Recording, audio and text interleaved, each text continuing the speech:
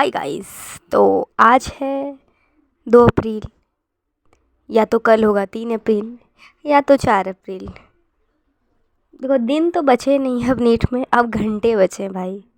घंटे बचे या मिनट्स बचे हैं, तो जितना लपेटा है लपेट लो, क्योंकि हाथ में अब आनी तो बायोलॉजी है। अगर तुम्हारा पूरा सिलेबस कंप्लीट हो गया तो वेल एंड गुड, अगर मेरे जैसे हो तो फिर बायोलॉजी ही जान बचा सकता है। और अभी देखो, मेरे को सिलेक्शन ज़्यादा तो इज़्ज़त की फ़िक्र है। तो अगर इज़्ज़त बचानी है, पहले तो इज़्ज़त बचा लो फिर सिलेक्शन होगा। पहले इज़्ज़त बचानी है तो फिर तो बायोलॉजी करो। अब परेशान होने की कोई भी ज़रूरत नहीं है, अभी भी घंटे भी है तो तुम कर लोगे। मेरे लास्ट दोनों वीडियो में या फिर तो कम्युनिटी पोस्ट में तुमने चेक करना है मेरे टेलीग्राम लिंक, उस पर न्यू लाइट के NCERT क्विक हैंडबुक 1 और 2 वाला PDF रट डालो, वही करो। पैनिक मत करो और 10 इयर्स के PYQ कर लेना। तो फर्स्ट चीज़ तो तुम्हारे यहाँ पे सॉल्व हो गया कि क्या करें। 100 200 भी नंबर तो आ जाए, 200 प्लस आ जाएंगे तुम अगर कर लो, 200 250। अब 12th पहले करना, क्योंकि 12th का पाँचों यूनिट तुम्हारी सबसे हाई वेटेज है। देन ह्यूमन फिजियो, सेल की यूनिट, और उसके बाद टाइम बचता है तो करते जाना, ठीक है। तो फिर से बता रही हूँ, पहला तो तुम्हारा एक प्रॉब्लम है कि एकदम नहीं पढ़े, एकदम लौड़े लग गए हैं भाई। तो सेम हालत, सेम सिचुएशन मेरी भी है गाइज़। और कमेंट में कर रहे हैं, कमेंट भी लोग कर रहे हैं कि तेरा सिलेक्शन तो नहीं होना है। तो भाई मुझे पता है, मैं झूठ क्यों बोलूँगी। तो एक झूठ बोलने से मुझे 100 झूठ और बोलने पड़ेंगे, इसलिए मैं एक सच बोल रही हूँ कि मेरा खुद नहीं, मैंने अच्छा से पढ़ा था। और मैंने शुरू से बोलते आ रही हूँ कि मैंने ठीक से नहीं पढ़ाई की थी। अब क्या सिचुएशन है वो बाद में बताऊँगी, अभी तुम्हारे काम की बात करते हैं।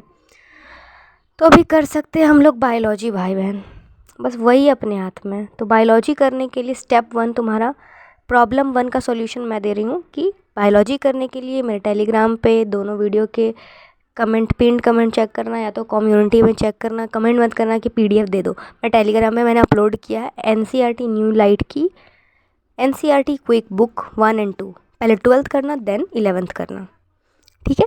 उसके बाद टाइम बचे तो 10 ईयर की PYQ कर लेना। ये जो PDF है ना, ये तुमको 2 बार रट लेने, 2-3 बार कर लो, जितना हो सके कर लो। और देखो, तुम्हारा सिलेबस तो नहीं हुआ, मेरा सिलेबस तो नहीं हुआ, तो एग्ज़ाम में जाने से पहले भी हाथ में फ़ोन होगा, खाली मत बैठना। खाली बैठोगे तो नेगेटिव थिंकिंग आएगी। खाली मत बैठना, उससे बढ़िया कि तुम PDF रिवाइज़ करते रहो। लेक्चर यूट्यूब में मत देखना, कुछ ऐसा देख लोगे कि तुम्हारा दिमाग तुम्हारा काम नहीं करने लगेगा। इसका हो गया, उसका हो गया, लौड़े ले सब। तुमको क्या है, तुम अपना देखो, ठीक है।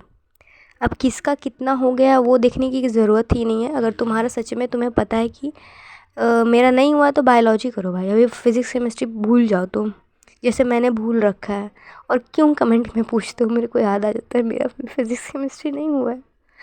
तो मैं बायोलॉजी कर रही हूँ, तुम भी करो। अगर ये एक जेन्युइन एडवाइस है एज अ फ्रेंड, तुम्हें लेनी है तो ले लो, नहीं लेनी है तो जाओ भाई।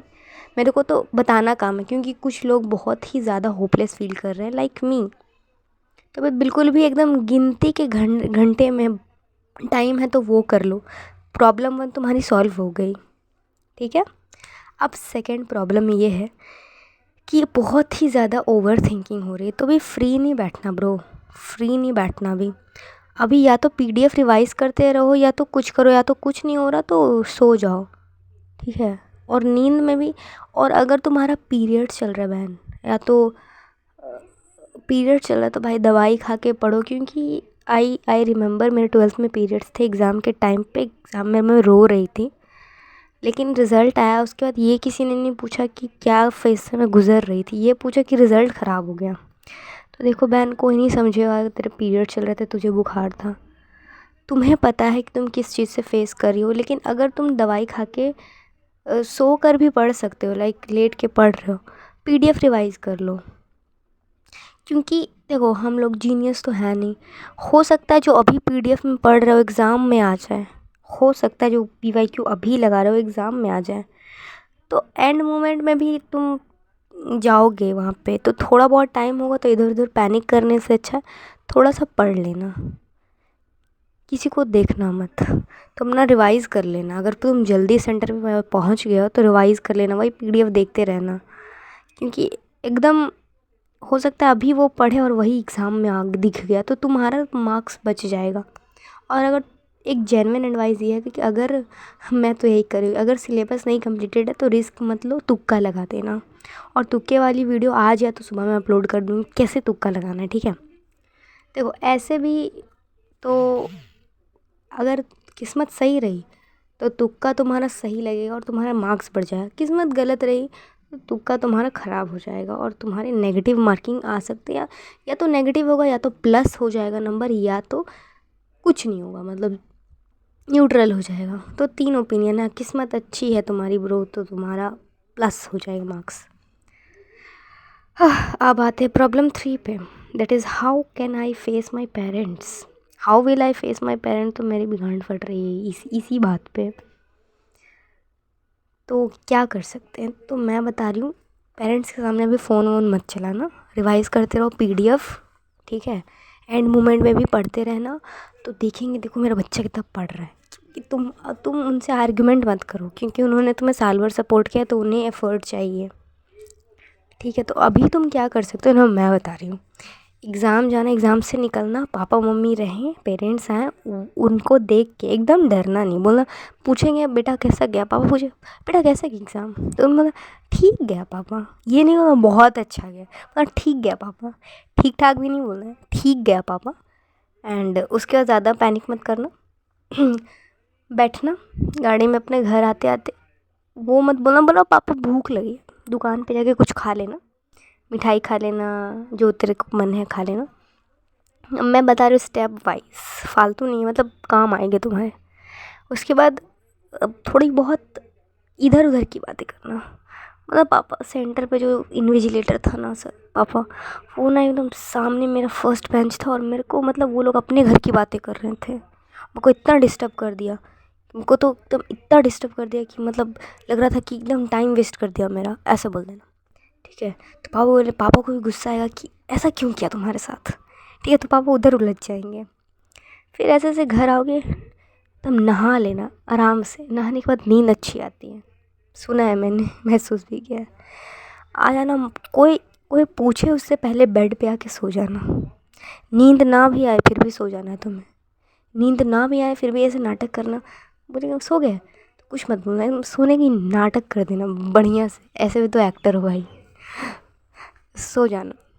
किसी रिलेटिव चूतिए का कॉल आए, किसी आंडू गांडू रिलेटिव का कॉल आए, उससे पहले तुम्हें सो जाना है, क्योंकि वो पूछेंगे अरे आंसर की चेक की, अरे लड़ मत बताना, तुम सो जाना। सो जाओगे तो आधा सोने के बाद 3-4 घंटे बाद उठोगे तो मामला थोड़ा शांत हो जाएगा, चुलबुली कम हो जाएगी घर में। और वो जो आंडू गांडू रिलेटिव है उन्हें क्या है, उन्हें ज़्यादा फ़िक्र है माँ बाप से, और वो लोग उकसा देते पेरेंट्स को। उस टाइम तो तुम थोड़ा 3-4 घंटे का गैप ले लेना, नहा धो के सो जाना, आराम से उठना रात को, और तुम्हें चेक करने का मन होगा तो करना, वरना मत करना। जब पेरेंट्स ज़्यादा बोले, या तो तुम करके अपना मार्क्स कैलकुलेट करके रात को चुपचाप से सो जाना। एंड ब्रो देखो, at the end of the day NEET is just an exam. मैंने एक बार दिया है 12th के साथ, और मेरे को बहुत ख़राब थॉट्स आए थे, मतलब so negative, extreme negative. But देखो 3-4 दिन बाद ऐसा लगा ही नहीं था कि मैं मतलब कुछ हुआ भी था एग्ज़ाम में, कुछ बुरा भी गया था मेरा एग्ज़ाम। तुम भूल जाओगे 5 दिन बाद, NEET is just an exam. हो सकता है तुम बहुत अच्छा हो जाए तुम्हारा। और अभी तो देखो, अभी अभी जानबूझ के टाइम मत वेस्ट करो, कम से कम बायोलॉजी कर लो, ताकि वहाँ पे एग्ज़ाम में जाकर बैठ के दूसरों का मुंह ना देखो और ख़ुद पे रिग्रेट ना करो क्यों साल भर क्यों नहीं किया, ये नहीं किया, लौड़ा लहसुन। ओके, और इतना कर लेना ब्रो। और ये तीनों प्रॉब्लम बेस्टेस्ट सॉल्यूशन है, अगर तुम्हें यूज़ करना है तो कर लेना भाई। एज अ फ्रेंड मैं बता रही हूँ, एज अ तुम्हारा भी दिमाग फट रहा होगा तो ये करना। तीनों स्टेप है, पढ़ाई से पगचौदी तक, और एस्केप कैसे करना मैंने वो भी बता दिया। चलो बाय, टेक केयर।